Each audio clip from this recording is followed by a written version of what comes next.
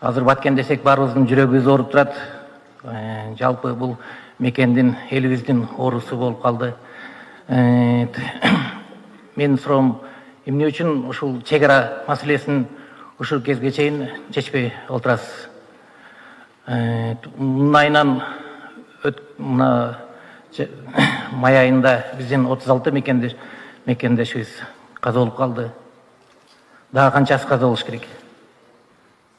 Анан мына 2014 жылдан бери ушундай жаз, жай келиши менен эле чыр-чатактар, жаңжалдар башталат.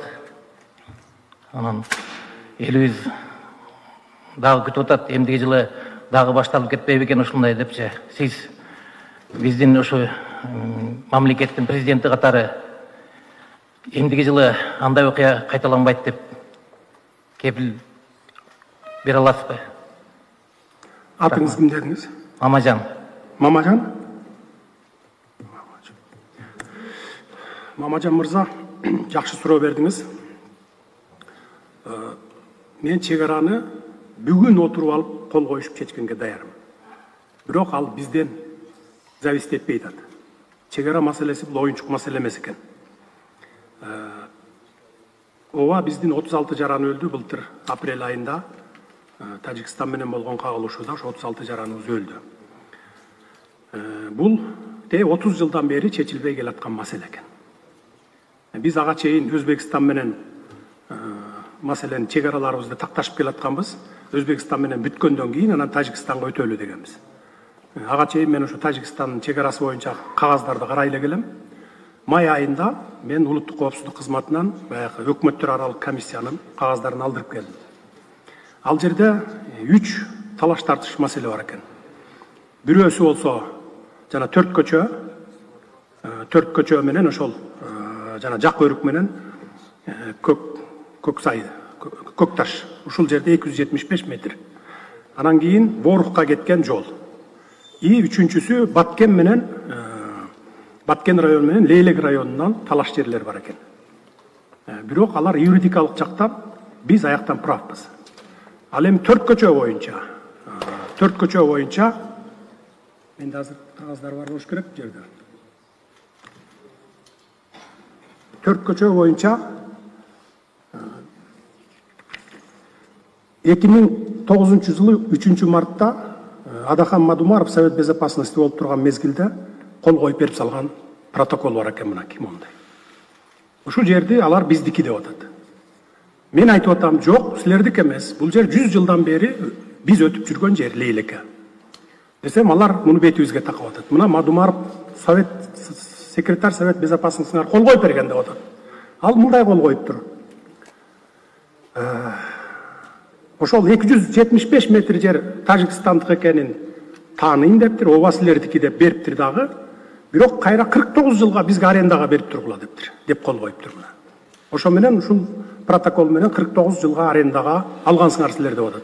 12 жылыңар бүттү, 37 жылдан кийин же жабабыз, же кайра сүйлөшүүлөрдүн негизинде узартабыз деп атат.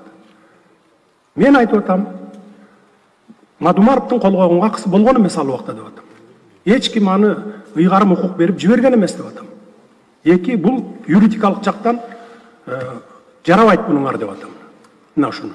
Анткени эки өлкөнүн ортосунда чек ара маселеси кандай чечилет?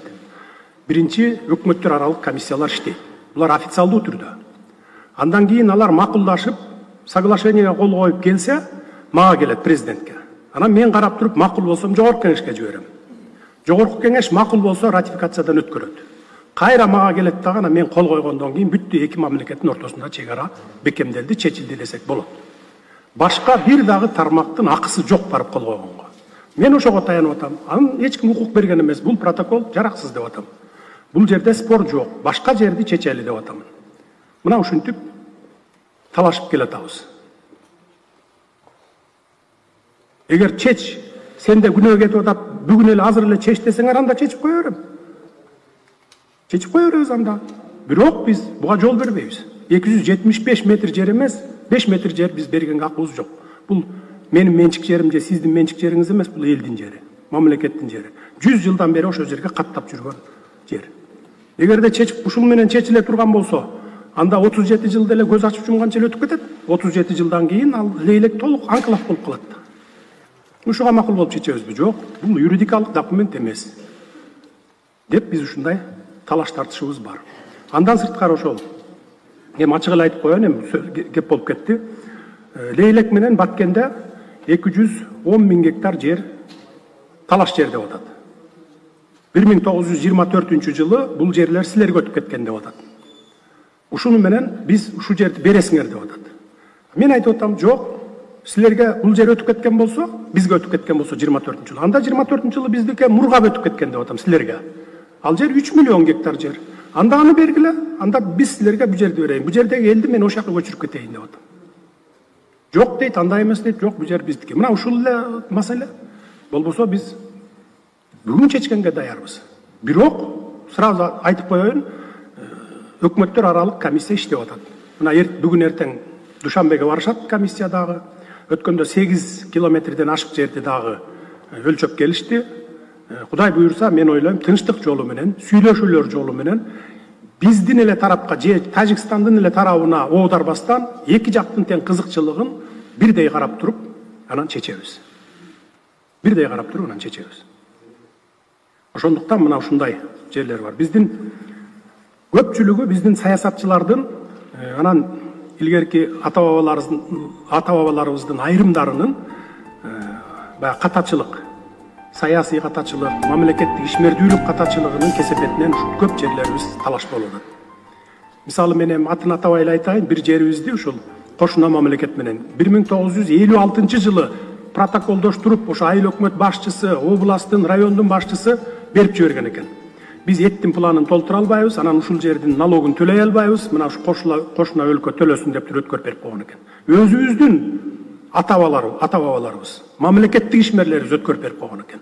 Мына ошонун кесепетинен дагы бир топ талаш тартыштар болду, бирок биз бир топ жерин кайра кайтарып алып атабыз ошону. 1956 жылы катачылык кетирген аталарыбыздын ошибкаларын оңдоп атабыз, каталарын оңдоп атабыз. Мына эми мен жамандагандай эле болбоюн, ушул эле Адахан Кимсанбаевич Мадумаров боюнча. Өзү абдан билимдүү. Сүйлөсө тили буудай куурат дегендей. Анан ушундай катачылыктарды неге кетирет дейм да. Мына 2007 жылга чейин, аягына чейин мен депутат болгомун. Каркыраны мен бербей, чырылдап өткөрбөй койгомун такыр. 10 чакты жол алып келишкен парламентке. 2007 жылдын аягында бизди депутаттыктан таратып ийди. 2008 жылдын апрель айында ак жол менен келишти. Адахан Кимсанбаевич өзү спикер эле. Добушка койду дагы өткөрбөйдү. Ошол жерден Ибрагим Жунусов чырылдап ыйлап турду. Ай, могу жерде катачылык бар Каркырада, таласта бар, ана мына Чүйдөк эле жана Абиездеги 2 заправка турган жер. Ошол жерлерди оңдоп коелу. Ратификациядан өткөндөн кийин оңдолбой калат, мүмкүнчүлүк болбой калат. Ошого карабастан кнопканы салып туруп 2008 жылы апрель айында өткөрүп берип койду. 2009 жылы бул кылы болуп атат. Ошон үчүн биз ар бир жасаган кадамыбызды эсептеп, жети өлчөп, бир кесип жасашыбыз керек. Бул мамлекеттин кызматка баргандан кийин ал оюнчук эмес. Ал эл үчүн жалгыз сенин эле өзүңдүн эле ишиң эмес да. Бул жалпы элдин мамлекеттин иши. Ошон үчүн кылдат караш керек болчу. Мына ушунун кесепетинен чечилбей атат бүгүнкү күндө. Бирок Кудай буйрса убакыт керек. Бир топ убакытты алат, чечебиз.